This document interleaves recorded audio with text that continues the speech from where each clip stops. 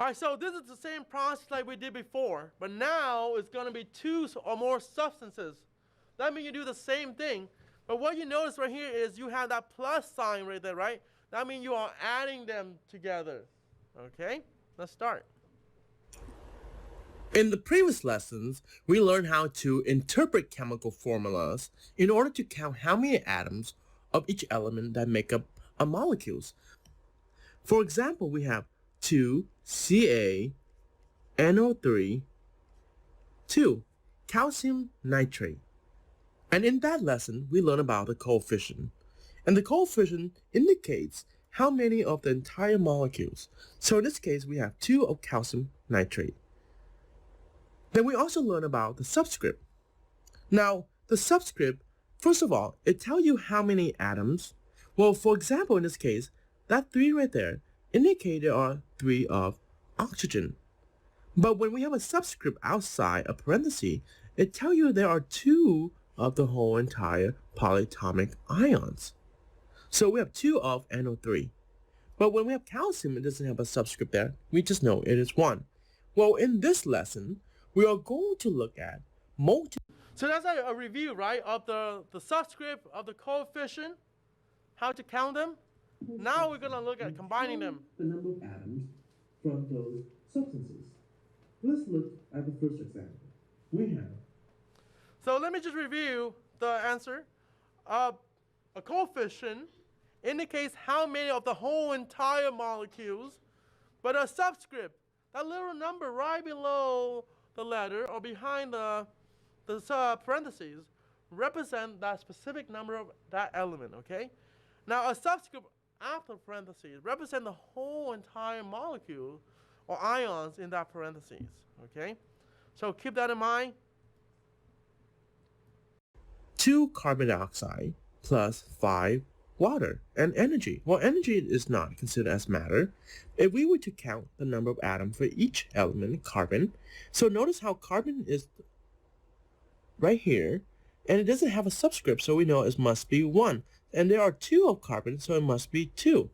Well, for oxygen, look at this. Oxygen over here, we have 2, right? But 2 times 2 give you what? 4. So 2 times 2 give you 4 oxygen. But over here, we also have oxygen right here, and 1 times 5 give you 5. And 5 plus 4 give you a total of 9 oxygen. So this is where it gets really tricky. Have you noticed, right?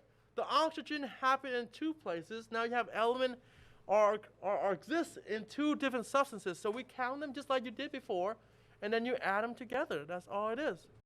Then we have hydrogen. Well, in this case, 2 times 5 give us 10. So 2 times 5 give us 10 hydrogen. And that's pretty much it in terms of counting how many atoms for each element from multiple substances. You just add them. Look at this. That's addition. So just add them. That's all. Let's try another problem. Here we. All right, so let me give you the answer to this one. Here we have 3 CH2O plus 5 oxygen. Does this one have any carbon in here? Do we care about this one if we're looking for carbon? Nope. But over here, how many carbon do we have? Nice, 3. Very good. Now for hydrogen, we don't have hydrogen over here, so we don't really care, right? But here we have hydrogen. 2 times 3 give us, nice. And lastly, oxygen. This is where it gets tricky. We have 3 times 1 here, give us 3. But on the other side, we have 5 times 2, give us 10. What's 10 plus 3? 13. Beautiful. Very good. Very good. So if you struggle, write down the work, okay? That's why I asked you to write down before you ask me the We have this substance and oxygen gas. So what we have here is this. Look at carbon. Well, carbon again, there's no subscript, so 1 times 3 give you 3. The 3's come from there. And then for hydrogen, here we have 2 times 3. Well, 2 times 3 give us what? 2 times 3 give us 6. And then what do we have over here? We have oxygen. Well, right here, 1 times 3, that gives us 3 oxygen. Here, 2 times 5. Well, 2 times 5 give us 10. What is 3 plus 10? That gives us a total of 13. And that's pretty easy, isn't it?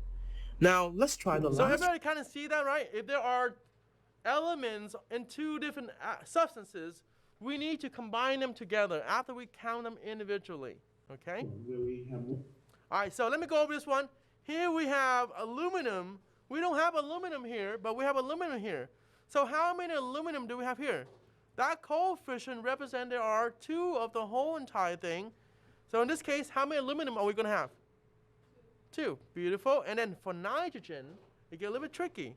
See right there? That 3 outside the parentheses show you that there are 3 of that in here. So that means 3 times 2 give you what? 6, right? Plus another one over here. What's 6 plus 1? 7. Beautiful. And lastly, the most difficult one of them is oxygen. We have 3 oxygen here, but we have 3 of those. So 3 times 3 is what? 9. But we have 2 of that. So what's 9 times 2? 9 times 2 is 18, right? We also have 3 more. See how the math gets a little bigger now, right? So you need to be careful with your addition. 18 plus 3 equal to 21. So you need calculator, just use calculator. More complicated substances. Here we have aluminum nitrate plus potassium nitrate. Well, for aluminum, what do we have for aluminum? In this case, 1 times 2 give us 2. But for nitrate, which has oxygen and nitrogen, well, look at nitrogen, 3 times, right? Because there are 3 nitrate here. And times 2, well, 3 times 2 give us what? In this case, 6 nitrogen. But wait a minute. What about over here? Over here we also have 1 more. So 6 plus 1 give us a total of 7 nitrogen. Then for oxygen, very straightforward. Here we have 3 of the nitrate. So 3 times 3 give us 9. But that 9 is being multiplied by 2. So if I were to look at oxygen, that 9 is being multiplied by 2, give us 18.